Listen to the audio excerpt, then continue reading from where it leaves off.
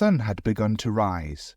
Its light filtered through the smoke-filled skies of London, casting Spitalfields in a soft, hazy radiance.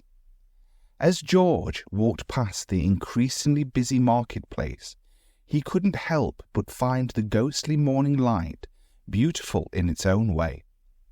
He moved without paying attention to his path. His feet had trodden this route many times before, leading him instinctively to the bookshop where he worked 6 days a week. Though only a boy of 14, he had finished his education and had taken up work at the bookshop to help his grandmother with their rent. His parents had been unreliable and eventually disappeared, leaving him in his grandmother's care. As George arrived at the thick metal shutter of Fletcher's booksellers, the clock over the marketplace chimed 7 o'clock. He was, as always, perfectly on time for work. Mr. Fletcher, George's employer, was still fast asleep and wouldn't join him for a couple more hours. George enjoyed this part of the day most, as it gave him time to clean up the shop without constant interference from Mr. Fletcher or the customers. Fletcher's booksellers, part of the cluster of shops lining the northern edge of the Spitalfields marketplace, had stood there for decades. However, with recent technological developments such as logic engines, clickers, and terminals providing news and articles, the little shop had fallen on hard times. While books still existed, and there were still many who wanted to buy them, more and more people seemingly preferred selling their books rather than buying new ones. Mr. Fletcher had installed an automatic shutter some time ago. As he aged, raising and lowering the heavy metal shutter became too much of a hassle. This was also why he had hired George. The shutter operated with a large brass key that initiated the mechanism, and then pneumatic power would take over. George turned the key in the lock, and the shutter lifted, rattling deafeningly all the way up. Once open, the original green wooden door with its large glass window came into view. The shop's name was painted in gold and black on the glass. George opened the door and stepped inside the gloomy shop. The dust of 1,000 decaying publications filled the air, and the musky, familiar smell of aging pages filled George's nostrils. Morning light streamed in through the doorway, creating an illuminated tunnel of suspended dust particles, highlighted by the sunshine. The shop was a veritable labyrinth of bookshelves, piles of bound volumes, and ancient tea chests filled with books that reached up to the mouldy ceiling. The hub of this disorder was a large counter area, behind which stood Mr. Fletcher's flaking leather armchair, where he often took naps on quiet afternoons. On the counter, beside a heap of unpriced books, sat the small shop's inexpensive logic engine. Mr. Fletcher had purchased it some time ago when it became fashionable for all shops to have one. He used it to keep track of sales, purchases, and other tasks involved in running a small shop. Initially, he found it useful for bookkeeping, but since George had joined, operating the logic engine had become one of George's responsibilities. George walked over to the counter and pressed the white enamelled button on the machine's brass case to turn it on. The miniature wheels on the display screen spun, first showing their black halves, and then turning to their plain white halves. As the machine operated, the wheels would spin to display one of the two faces. Together, these wheels formed letters, words, images, or even interactive elements. The wheels were mounted on small retractable pins attached to their axles, allowing areas of the display to be pushed inwards for user interaction. Inside the machine, the sound of leaking air could be heard hissing. Though it didn't affect the machine's operation, the noise was an annoyance. This sound came from the pneumatics that powered the machine. A common feature of the era, many machines were powered this way, receiving their supply of compressed air from a network of pipes connecting to the local air compression stations. Dusting was always a necessary task in the shop. Sometimes it felt to George like he was just moving the dust around, a Sisyphean task if ever there was one. Nevertheless, it was required, and George dutifully took up his dusting cloth and persevered. He was midway through dusting the protruding pipes of one of the gas lights when the door's bell rang. George paused, wondering if he had imagined it. No one ever set foot in the store before 9 o'clock. The large clock at the front of the shop showed 8:15. He then heard the distinctive footsteps of a woman coming from the doorway. George made his way down from the stool he was precariously balancing on and came out from behind the bookshelves. He had been right. A woman had entered the shop. She looked much like many of the other patrons of Fletcher's, obviously desperately poor and doing a poor job of attempting to hide it. She wore a moth-eaten lady's working dress with a white apron over the front. Her hair, much like her teeth, seemed not to have been brushed in a while. "Good morning, madam," George began with his usual salesman's patter. "Welcome to Fletcher's Booksellers." He wiped his hands on his apron and then made a flourishing gesture to welcome her to the shop. "Good morning," she responded. "I have some books. I wonder if you could give me something for 'em." Like many of the others recently, she had come to sell rather than buy. She held a small wicker basket with several books inside. "Certainly. If you could bring them over to the counter, I'll take a look," George offered courteously, though he would have preferred it if she had come to buy something. "While I examine your books, please feel free to browse the shelves. Perhaps you'll find a book to take with you," George suggested, though he doubted it would happen. "Sorry, I can't read myself. They would be wasted on me," the lady replied. "Very well," was all he could say to her decline.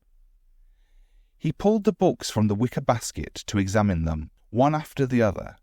The first book was a treatise on philosophy. Bound in beautiful burgundy leather, it was slightly worn with some of the gold leaf missing from its title, but still perfectly sellable. The next two books were of similar quality. One was a novel titled Ambrose Carrington, A Machination of Gears and Shadows. The other was titled A Guide to Horology. The former would sell quickly. Ambrose Carrington books were amongst the shop's best sellers.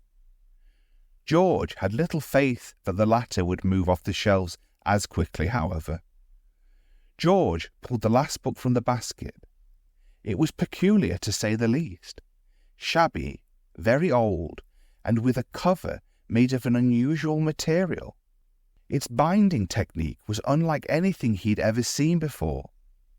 The book immediately piqued his interest, but that interest was immediately dashed upon opening it. The strange book was a handwritten diary. Not only was this a dull subject matter, but the handwritten nature of it also made it completely unsellable. He placed the strange diary back in the basket. "Madam," he called to the lady, who was gazing out the window with a vacant expression. His call wrenched her from some distant daydream and brought her abruptly back to the present moment. With eager palms, She moved to the counter. George fanned the 3 acceptable books out across the clear portion of the counter and placed his finger on the Book of Philosophy. "We could offer you half a penny for this one," George informed her, pointing to the Book of Philosophy. "And the same for this one," he added, indicating the book on horology. Pausing for a moment, he laid his finger on the final book. "This one we can offer you more for," he explained. "A penny." He knew the prices were low, but he was following Mr. Fletcher's instructions. Mr. Fletcher had told George that these were trying times financially and that every penny was important. The lady contemplated the offers for a moment.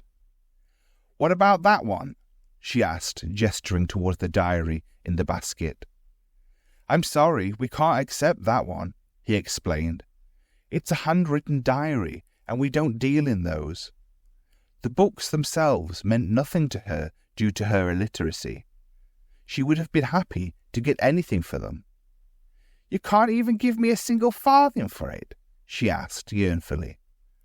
George's gentle nature made it agonizing for him to say no to anyone, often leaving him fraught with overwhelming remorse.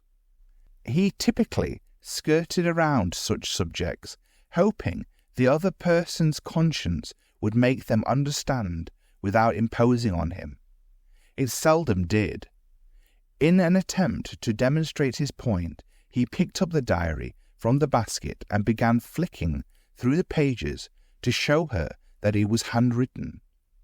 "You see, we really can't accept handwritten books like this," he repeated. As he did one final flick through the book, something on the first page caught his eye. He paused, trying not to betray the shock he felt. Returning to the front page, he saw the author had written something.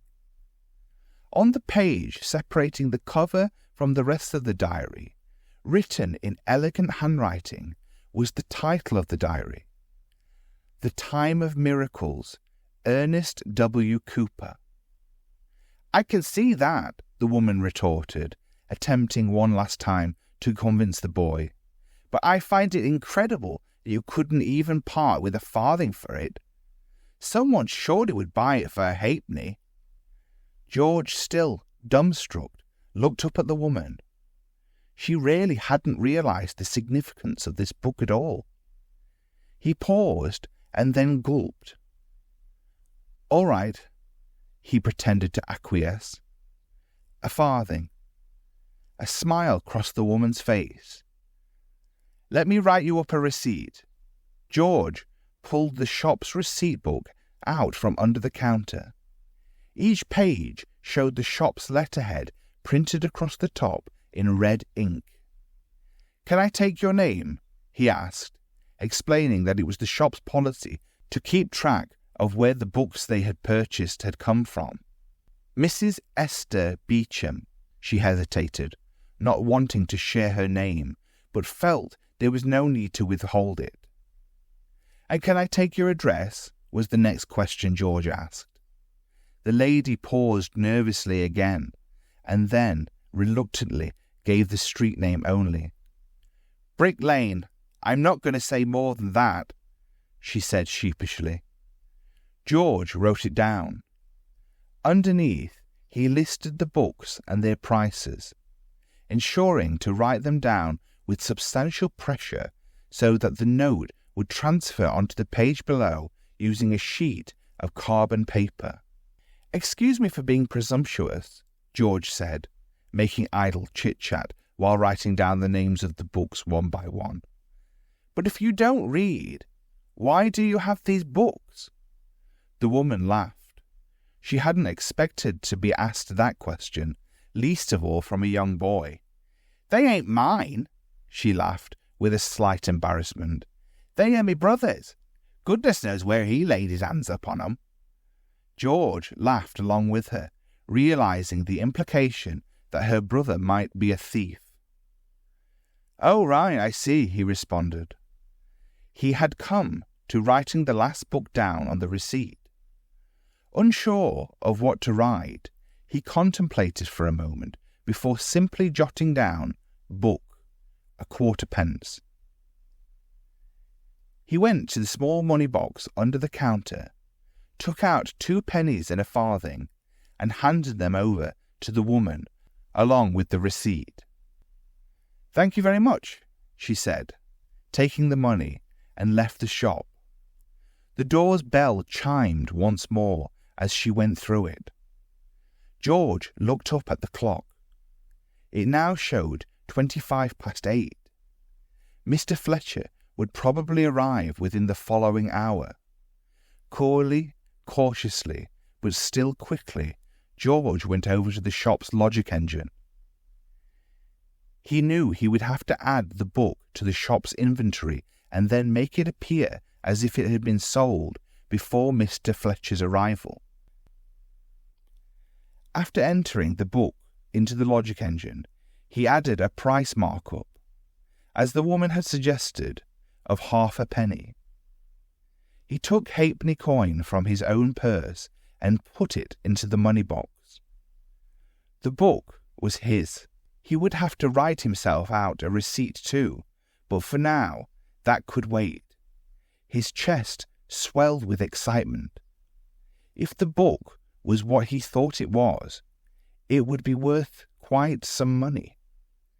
He turned to the front page and read the name once again, Ernest W. Cooper. He knew that name, of course. Every child in Great Britain learned about him in school. Ernest W. Cooper, the man who had brought about the advent of the information revolution, the man they nicknamed the Miracle Maker, the inventor of the logic engine itself. He was truly one of the greats of the age, and this was his personal diary. Looking at the writing, the state of the book, and pondering upon its unusual design, he was certain that this was authentic. He mused on how the elegant yet deliberate handwriting looked like that of a genius. The slanting of the T's was powerful and imposing, and the curved stem of the H evoked a sense of a Da Vinci or an Archimedes. As if in a thoughtless daydream, George placed himself in Mr. Fletcher's old chair and began to turn the pages of the book. He lost all sense of himself and was immersed in the writings of the legendary man. Although this diary may seem fanciful and incredulous, scarcely being able to believe these events myself, I implore the reader to take everything written hereafter as true. These may very well be the ravings of a madman, though I do not consider myself as such. I am recounting these events as I experienced them, so that this inexplicable, unbelievable, and miraculous awakening might survive my sobriety and common sense, should I find them to be nothing more than a daydream, an insanity, or most frighteningly of all, true reality. George looked up for a moment, but saw nothing.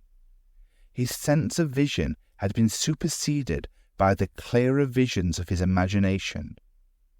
Totally engrossed, he continued reading the diary.